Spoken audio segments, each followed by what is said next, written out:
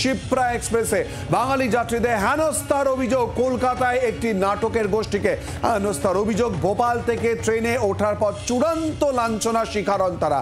চূড়ান্ত হেনস্থা থেকে বাদ যাননি মহিলা যাত্রীরাও। যে ঘটনা ঘটেছে শিপ্রা এক্সপ্রেসে বাঙালি যাত্রীদের হেনস্থার অভিযোগ উঠেছে। কলকাতার একটি নাটকের গোষ্ঠীকে হেনস্থার এই অভিযোগ উঠেছে। ভোপাল থেকে ট্রেনে ওঠার পর চূড়ান্ত লাঞ্ছনার শিকার হতে হয়েছে। চূড়ান্ত হেনস্থা থেকে বাদ যাননি মহিলা যাত্রীরাও। এবং এই ঘটনা ইতিমধ্যে প্রশ্ন উঠতে শুরু করেছে। ঠিক কি পরিস্থিতি তৈরি হয় সেই ছবি আপনাদের সামনে তুলে ধরছি।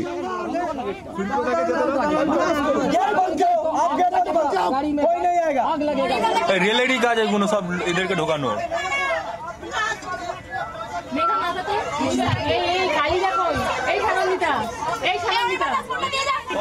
অর্ক দাও ভিডিও করো না, সামনে থেকে ভিডিও করো।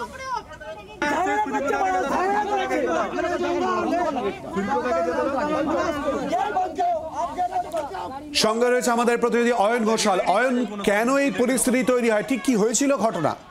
প্রথমে বলে রাখি শিলাদিত্য, যেটুকু ভিডিওগ্রাফি করা গেছে মূল ঘটনা সেটা নয়, তার থেকে অনেক অনেক অনেক বেশি মাত্রার ঘটনা ওই শিপ্রা ডাউন এক্সপ্রেসের বাতানুকূল কামরাতে ঘটেছে বলে যাত্রীরা অভিযোগ করছেন।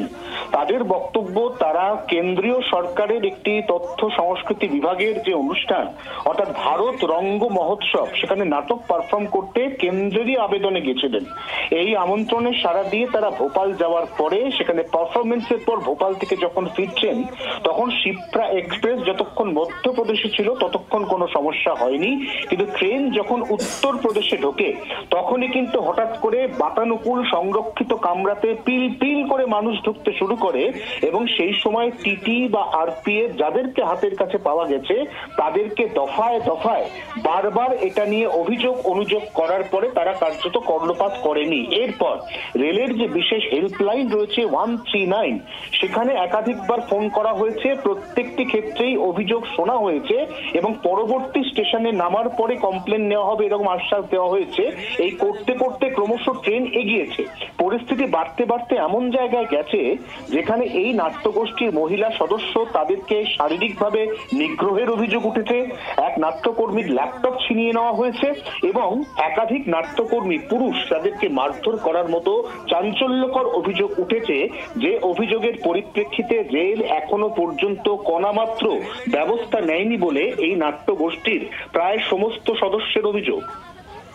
অয়ন, তার মানে তুমি বলছো রেলের কোনো বক্তব্যই কার্যত নেই এই ঘটনার পর? এখনো পর্যন্ত রেলের কোনো বক্তব্য নেই। এমনকি বারবার রেলমন্ত্রী অশ্বিনী বৈষ্ণব বলেছেন এই ধরনের ঘটনার ক্ষেত্রে তার যে এক্স হ্যান্ডেল, সেখানে যাত্রীরা যে কোনো সমস্যা নিয়ে টুইট করতে পারেন। রেল ভবন থেকে, দিল্লি থেকে এই বিষয়টির তত্ত্বাবধান বা সমাধান করা হবে, সেটাও তারা করেছেন, তাতেও তারা কোনো ফল পাননি। এবং বিশেষ করে ভারতীয় রেলে যখনই এ ধরনের যাত্রী নিরাপত্তা নিয়ে প্রশ্ন ওঠে তখন 139 যে হেল্পলাইনটা রয়েছে তার কার্যকারিতা নিয়েও প্রশ্ন ওঠে। কারণ সিংহভাগ যাত্রীর অভিযোগ, তারা যখন বিপদে পড়েন তখন কিন্তু এই 139 হেল্পলাইনে ফোন করলেও কাজের কাজ কার্যত কিছুই হয় না। অয়ন, আমাদের সঙ্গে থাকো, আমরা শুনে নেব যাত্রীদের তরফ থেকে ঠিক কি বলা হচ্ছে। আমি আসছি বানারস থেকে। ঠিক আছে, হ্যাঁ ও তো থাকবে, কুম্ভ মেলা এত বড় মেলা তো লোক তো থাকবেই, লোক উঠবে না তো চান না। না টিকিট নিয়ে কোথায় যাবে? মানুষগুলোকে তো যেতে হবে না, সবাইকে যেতে। কথা বলছি আমাদের প্রতিনিধি অয়ন ঘোষালের সঙ্গে। অয়ন, এই ঘটনা জানাজানি হবার পর রেল কর্তৃপক্ষের কোনো বক্তব্য সামনে এলো না, কিন্তু যাত্রীরা তারপর এলেন কি করে? এই ব্যাপারে তারা কি জানালেন এই একই পরিস্থিতির মধ্যে দিয়ে?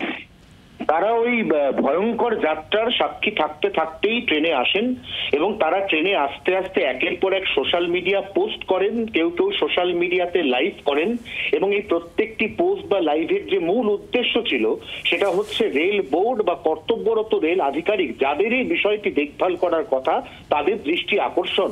কিন্তু গোটা যাত্রাপথ কেটে গেলেও এখনো পর্যন্ত তারা যে কারো দৃষ্টি আকর্ষণ করতে পারেননি, এটা কিন্তু রেলের এই মুহূর্তের যে উদাসীন মনোভাব বা এখনো পর্যন্ত উত্তর না পাওয়া তাতেই পরিষ্কার। শিলাদিত্য, ধন্যবাদ অয়ন। কথা বললাম আমাদের প্রতিনিধি অয়ন ঘোষালের সঙ্গে।